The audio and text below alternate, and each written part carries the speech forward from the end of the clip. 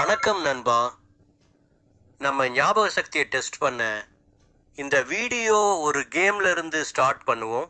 நம்ம கொடுத்துருக்கிற 10 வார்த்தைகள்ல உங்களால எத்தனை வார்த்தைகள் ஞாபகம் வச்சுக்க முடியும்? பால், மிளகாய், ஊறுகாய், ஆரஞ்சு, காகம், மழை, வீடு, மாடு, கிரிக்கெட், கிளி. இந்த வீடியோ பாஸ் பண்ணிட்டு இந்த 10 வார்த்தைகள்ல எத்தனை வார்த்தைகள் ஞாபகம் இருக்குன்னு கவுண்ட் பண்ணுங்க.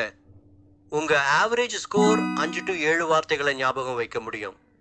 பட் அது கரெக்டான ஆர்டர்ல ஞாபகம் வச்சுக்க முடியும்னா கொஞ்சம் டவுட்டு தான். ஆனா நம்ம பிரெயின்னால 2.5, அதாவது அப்ராக்சிமேட்டா 25 லட்சம் ஜிகாபைட் அளவு ஞாபகம் வச்சுக்க கூடிய அளவு ஸ்டோரேஜ் இருக்கு. நம்மளால ஒரு 10 வார்த்தைகளோ 10 நம்பரோ ஒரு பேராகிராஃபோ ஞாபகம் வச்சுக்க சிரமப்படுறோம். இல்லைன்னா நம்ம அந்த பேராகிராஃபை படித்தா கூட 3 மாதத்துக்கு மேலே ஞாபகம் வச்சுக்க முடியல. எதனாலனா நம்ம படிக்கும்போது எந்த ஒரு ஸ்மார்ட் டெக்னிக் யூஸ் பண்ணாமல் படிச்சிருப்போம். இல்லைன்னா நம்ம படிக்கும்போது ஃபுல் ஃபோக்கஸ் இல்லாமல் படிச்சிருப்போம். நம்ம ஒரு சில டெக்னிக்கை ஃபாலோ பண்ணால் நம்மளால் சுலபமாக அதை ஞாபகம் வச்சுக்க முடியும். வாங்க, அது என்ன டெக்னிக்னு தெரிஞ்சுக்க வீடியோ ஸ்கிப் பண்ணாமல் பாருங்க. வீடியோவில் இருக்கிற ஒவ்வொரு செகண்டும் இம்பார்ட்டண்ட். கற்பனை பண்ணுங்க, நம்ம இமேஜினேஷனும் மெமரியும் ஸ்டாராங்க கனெக்ட் ஆகிருக்கு. உங்கள் லைஃப்பில் நடந்த இனிமையான ஞாபகத்தை ஷேர் பண்ணுங்கன்னு உங்ககிட்ட சொன்னால், நீங்கள் சொல்ல வந்த விஷயத்தை இமேஜின் பண்ணியிருந்தீங்கன்னா நீங்கள் ஈஸியாக புரிய வச்சுருப்பீங்க.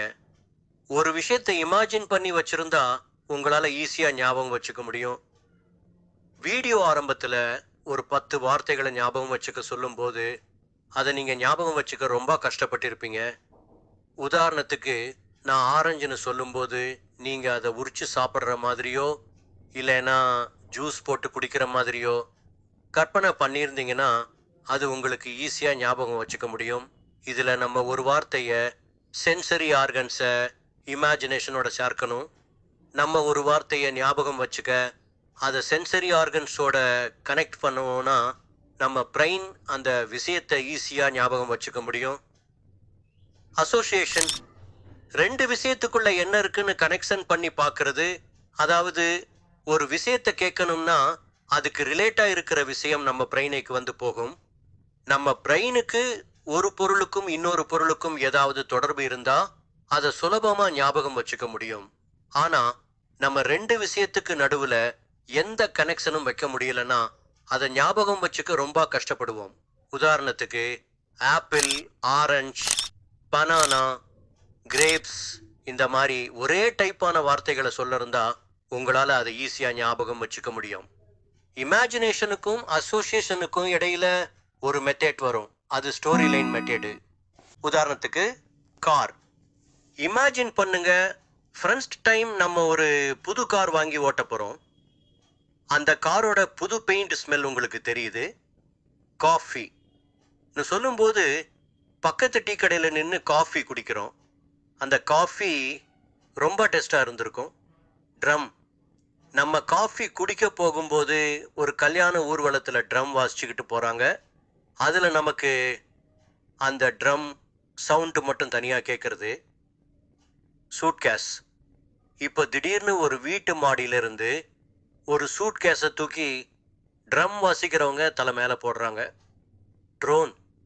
சூட்கேஸில் இருந்து ட்ரோன் வந்து அங்கே ட்ரம் வாசிக்கிற லேடிஸோட நகைகளை எல்லாம் எடுத்துகிட்டு போகுது. ஸ்டோன். எங்கிருந்தோ ஒரு ஸ்டோன் வந்து அந்த ட்ரோன் அடிச்சுட்டு போகுது. அந்த ட்ரோன் உடஞ்சி கீழே விழுகுது. பாம். அந்த பாம் ட்ரோன்ல இருந்து பாம் வந்து செல்ஃப் டிஸ்ட்ராக்ஷன் மூடு ஆன் ஆகி அந்த பாம் வந்து வெடிச்சிருச்சு. டைமண்ட். அந்த பாம் வெடிக்கையில் உங்கள் மேலே டைமண்ட் வந்து விழுகுது.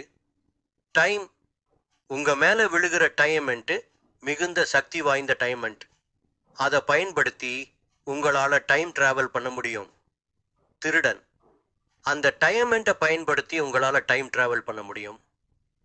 நீங்கள் டைம் டிராவல் பண்ணி அந்த சூட்கேஸ் யார் அந்த மாடியிலிருந்து தூக்கி போட்டாங்கங்கிறது கண்டுபிடிச்சி நீங்கள் திருடனை பிடிக்கிறீங்க, பாம் பிளாஸ்டையும் தடுக்கிறீங்க. இவ்வளவுதான். 10 வார்த்தைகளை இந்த ஸ்டோரி மெத்தேடா யூஸ் பண்ணி கற்பனை பண்ணி ஞாபகப்படுத்த முயற்சி பண்ணி பாருங்க. இதுக்கு அப்புறம் உங்களோட ஆவரேஜ் மெமரி பவர் ஸ்கோர் 8லிருந்து 10க்குள்ள இருக்கும். இந்த வார்த்தைகளும் சரியான ஆர்டர்ல கூட ஞாபகம் இருக்கும். இது என்னோட கற்பனை தான். இதே மாதிரி நீங்களும் ஒரு 10 வார்த்தைகளை நீங்களே ஒரு கதை மாதிரி கோர்வையாக கனெக்ட் பண்ணி ஒரு ஸ்டோரியாக லிங்க் பண்ணி ஈஸியாக ஞாபகம் வச்சுக்க முடியும்.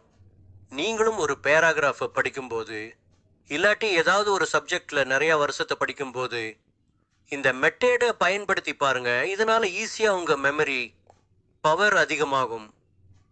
உங்களுக்கு இந்த வீடியோ பிடிச்சிருந்தா லைக் பண்ணுங்க, இந்த வீடியோவை ஷேர் பண்ணுங்க, மறக்காம நம்ம பியூசுரா டிவியை சப்ஸ்கிரைப் பண்ணுங்க. நன்றி, வணக்கம்.